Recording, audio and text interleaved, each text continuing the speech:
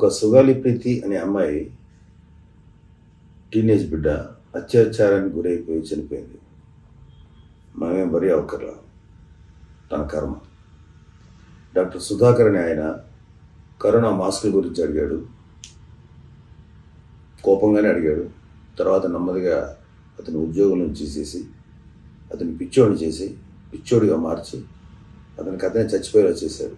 మనకేం పర్లేదు, అతను ఎట్లా పోయినా సరే. ఒక అమర్నాథ్ లాంటి బిడ్డ వాళ్ళ అక్కని ఏడిపిస్తున్నారని చెప్పి అబ్బాయి గట్టిగా ప్రతిఘటిస్తే అబ్బాయిని చెరుకు తోటలో వేసి నిర్దాక్ష్యంగా కాల్చేశారు. ఇదంతా చేసింది వైసీపీ వాళ్ళు. అది మనకేం పర్లేదు. ఒక ఆడపిల్లల మీద రేపు జరిగితే ఏముంది, ఒక రేపుకేనో 2 రేపులకో ఎంత గొడవ చేస్తారేంటి అన్న మినిస్టర్ గారు. ఆవిడ ఏమన్నా సరే, అలాంటి రేపులు ఏం జరిగినా సరే మనకేం పర్లేదు, వదిలేద్దాం. ఒకళ్ళ ఇంటికి వెళ్ళి భర్తని కట్టేసి ఆ భార్యని రేపు చేస్తే వాళ్ళు కావాలని చేయలేదు, ఏదో ఆవేశంతో చేశారు అని చెప్పినటువంటి హోమ్ మినిస్టర్ గారు. మనం పట్టించుకోవద్దు, వాళ్ళ కర్మకాళ్ళు వదిలేద్దాం. ఆంధ్రప్రదేశ్లో ప్రజలకి అనేక రకాలుగా నష్టాలు జరుగుతున్నా సరే పట్టించుకోవద్దు, వదిలేద్దాం. సామాన్యుడు, చిన్నవాడు, పెద్దవాడు అన్న తేడా లేకుండా భూములు కబ్జాలకు గురైపోయి సర్వనాశనం అయిపోతుంటే మనం పట్టించుకోవద్దు, వదిలేద్దాం. అలాగే అక్రమంగా మైనింగ్లు జరుగుతా ప్రజల సొమ్ము దోచేస్తున్నా సరే మనకేం పర్లేదు, పట్టించుకోవద్దు, వదిలేద్దాం.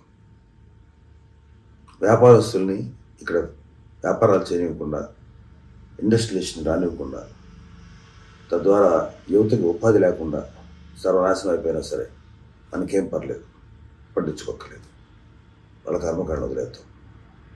డిఎస్సి టీచర్స్ పోస్ట్ గురించి వేల మంది పిల్లలు ఫైట్ చేస్తున్నారు, వద్దు, పట్టించుకోవద్దు. వాళ్ళ కర్మకు వాళ్ళు వదిలేద్దాం. ఎన్విరాన్మెంట్ని ధ్వంసం చేస్తున్నారు, చెట్లు కొట్టేస్తున్నారు. నేను వెళ్తున్న రూట్, ఆయన సీఎం గారు వెళ్తున్న రూట్ చెట్లు క్లీన్ చేయడానికి, ఆ చెట్ల మీద ఆధారపడే వాళ్ళు ఎంతోమంది ఉన్నారు, కొబ్బరి చెట్లు లాంటివి. వాళ్ళు పోయినా పర్లేదు, వదిలేద్దాం.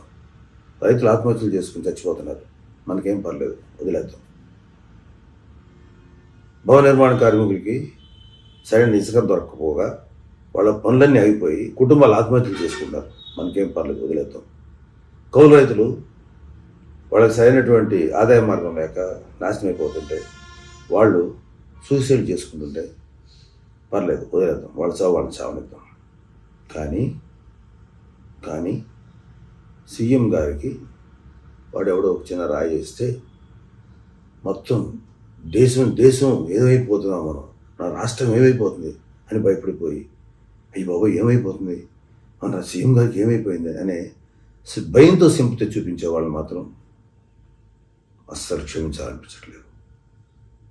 ఇంతమందికి ఎన్ని జరుగుతున్నా సరే మనం ఎవరు రియాక్ట్ అవ్వం.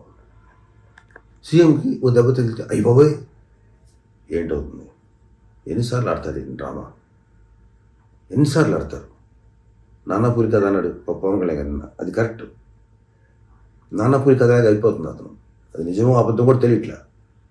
పట్టుకోండి, ఎవరు చేశారు పట్టుకోండి, రానియండి బయటికి. మీ మీద కొడుకు దాడి చేశాడు, గెలవాలి ఎలక్షన్స్లో అని చెప్పి అన్నారు కదా, ఆ సీనియర్ని కోరండి. అబ్బాయిని పట్టుకుని ఏం చేశారు, ఎన్ని పవన్ కళ్యాణ్ గారు అడుగుతున్నారు నిన్న.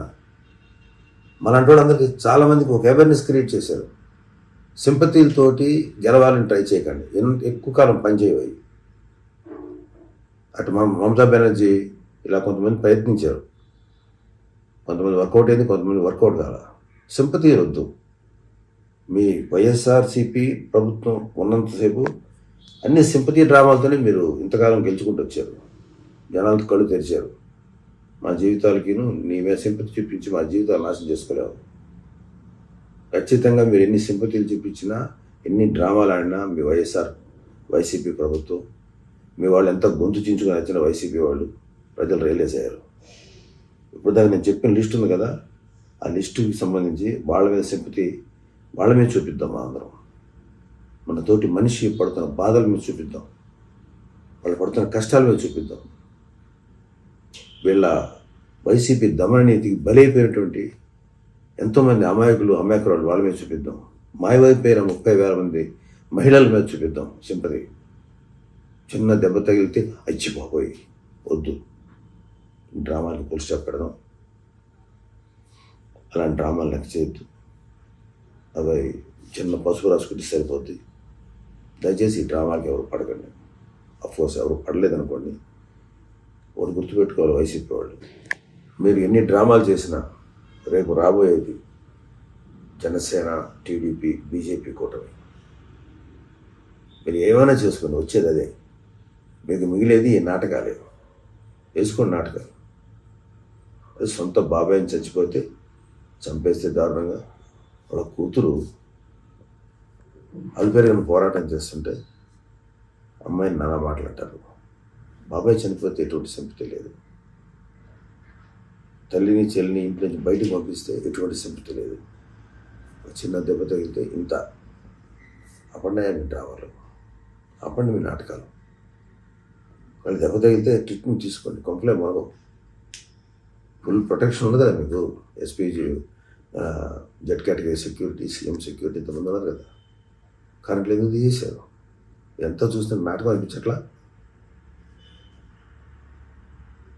ఎంతో కాలం ఈ నాటకాలు సాగు. ఈ నాటకాలతోటి అధికారం సంపాదించలేరు. ప్రజలు రియలైజ్ అయ్యారు. నిన్న పవన్ కళ్యాణ్ గారు చెప్పిన మాటలు నిజంగా చాలా స్ఫూర్తిని కలిగించాయి. Hats off to Pawan Kalyan గారు. చాలామంది అసలు ఫస్ట్ అధికారి జగన్ మీద మీరు సింపతి ఏదో నిజమైన ప్రేమతో చూపించలే, ఎవరు భయంతో చూపిస్తున్నారు. ఆయన గట్టిగా జాగ్రత్తగా మెచ్చుకుంటే మాకు సేఫ్ అని. అలాంటి ఏమీ లేదు. ఓపెన్ అయ్యి మాట్లాడండి, అందరూ ఓపెన్గా మాట్లాడి మీ అభిప్రాయం చెప్పండి. అంతేగాని భయంతో ఎవరిని నెత్తివే ఎక్కించుకోకండి. జన సైనికులు, వీర మహిళలు, టీడీపీ కార్యకర్తలు, బీజేపీ కార్యకర్తలు అందరూ రియలైజ్ అయ్యారు ఇది నాటకం అని. ప్రజలు కూడా రిలీజ్ అయ్యారు. Stop all your dramas. Thank you. జై జనసేన.